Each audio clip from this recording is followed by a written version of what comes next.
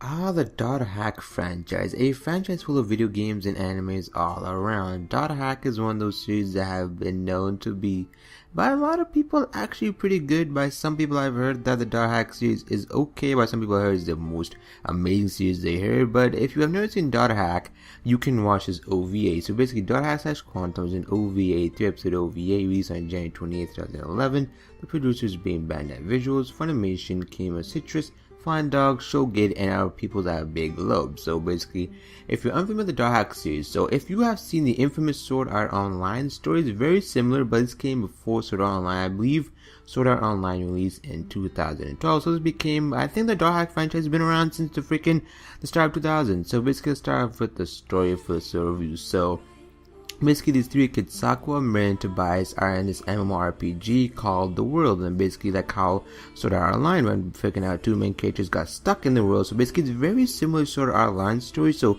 if you've seen the Sword Art Online series, who hadn't heard or seen the Sword Art Online series, a very highly popular series, popularized itself over the fact that it was an MMORPG and the elements it had. So this has very similar MMORPG aspects to it. It talks about health, EXP, and everything else, and the fact that when everyone else was stuck, and also like this one, the characters in this show are very actually quite interesting, but then, you know what I mean, I wish the characters were given a bit more time to develop, to grow, but due to the length this OVA was, it was like 25 minutes per episode, so I believe it was around about an hour, and yes, an hour and 30 minutes normally how first it would be, so it's basically an hour and 25 minutes, and I don't think you could do a lot with that, but at the same time you could do a lot. But then this show did sort of, no, I'm not sure, I mean, OVA, my apologies. It did sort of rush in the character development factor, but everything else, the animation was truly beautiful. When you watch this animation, it's like, it's glorious how they animate the characters. I love, especially when they were in the world, and how like,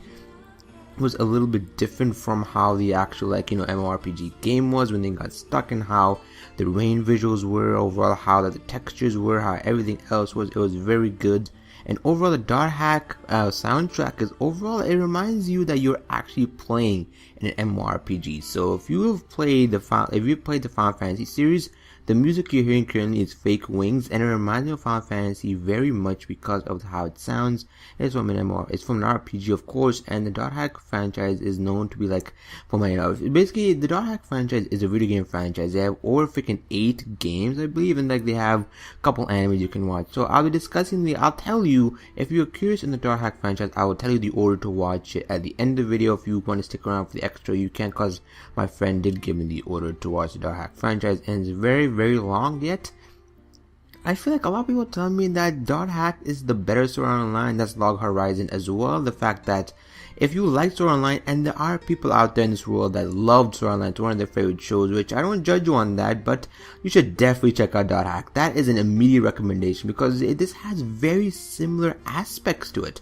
The characters are very, like, I enjoy the characters in this OVA more than Sword Art Online, because I could bear with them, because obviously, even though this was an OVA, it was only 3 episodes, and I believe, I'm not sure if we see these cast of characters in the actual shows, because I am not started to watch shows, because you don't need to watch any of the Dot Hack franchise, like your freaking games, or need to play any of those. You can watch the OVA by itself, because it doesn't tie back to any story. Obviously, it's just like, it's a little side story, just like, you know, you can watch it like whenever you want. Like, if you want to watch it, like, if you're new to the Dot Hack franchise, you can watch it. If you're a veteran, you can watch it. It doesn't matter what order it is. It's very short and very quite sweet, and I did enjoy it very much.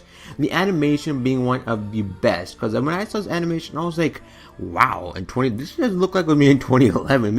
It could par up to some shows there on today's factor in shows. And obviously Sakura, let's talk about our cast of characters while we're here. So Sakura, the freaking what's it called, so basically they have avatars in this world. Obviously, you know how Sword Art Online had avatars and they were different, but in Sword Art Online they did something where your avatars would actually be you, but this time they did the whole avatar thing would look different. So basically Tobias isn't actually the way he is. He's actually well, he looks like a male. I thought he was a male at first, but apparently it's a female, and all the cast of characters in the shows are female, except for the equivalent of, I think, one.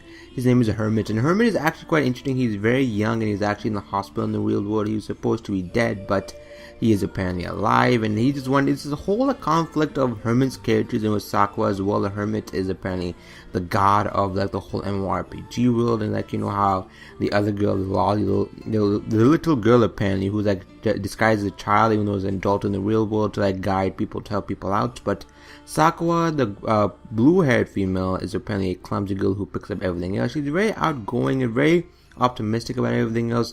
Tobias being more of the strategic leader, obviously taking front of everything else he needs to. And Mary, for most of the show, was actually captured and held captive because apparently she became a sleeper, and basically the whole story goes like, you know, apparently there are sleepers in this world, and like, you know, Tobias and everyone else are trying to rescue Mary from being a sleeper. You know, if you're a sleeper for so long, you're in coma in the real world. It's like how Sword Art Online was, when basically figuring Kirito was figuring the Sword Art Online world, he was in the hospital for all those years because, you know, he couldn't wake up, and if you remove the thing from his head, you know, he would die. You would get a static shock, and basically you would die. So that's a similarity. So if you can't take up the goggles, you're not going to wake up. Nonetheless, you're going to die if you don't wake up. So try to do that. So overall, let me make this review quite short and sweet. And should I recommend you guys watch .hack/Quantum? Yes. If you like the Sword Art Online series or want to give an MMORPG Sword Art Online type show another try, because maybe you don't have the concept because of Sword Art Online, you should definitely consider checking this show out, because the cast of characters, even though it's quite short and a little bit rushed, even though it's an OVA, of course, it's really good. And the soundtrack for that movie, OVA, whatever, is amazing. Animation just top notch. If you definitely do watch it, you get to see all the little scenes that are amazing. There's some really extremely funny moments and some extremely sad moments, extremely touching moments from this OVA. So, another question: what's your favorite juice flavor? I just wanted to ask you guys that because I've been drinking lots of juice lately. And now, this is the end of the review. So if you guys did enjoy the review, be sure to leave a like, comment, be sure to subscribe to my channel if you have not. Share this video to your friends who have not seen this movie, because overall this review might help them watch it. I hope it does help you. If you have seen the movie, be sure to comment below your opinions on the OVA movie, whatever. I'm gonna call it, I don't know, I'm into each calling it a movie for some reason. So, alright, let me talk about the .hack/franchise order. So, alright, so it goes in .hack/sign, then it will be the first 4 games, then .hack/liminality. Okay, I'll put these in the description below. I can't pronounce some of these words, or top screen somewhere, I don't know where I'll put it, but whatever. And then it will be .hack/legend on the Twilight, .hack/root, then the next 3 games, .hack/GU trilogy, .hack/GU returner, and then finally .hack/sekai no mukou ni, which is a movie. And I think I'll be watching that movie overall, because I think I might just skip around some of these because they seem very, very long. And the .hack/franchise is actually quite old. You can see, I'm not sure how old the first one is. I think it's maybe from the year 2000. Hope it's not super old. I don't mind watching classics ones. Maybe when I get in the classical mood, I'll watch .hack/sign or anything else. So okay, that's my review basically, and I'll see you guys later. Farewell.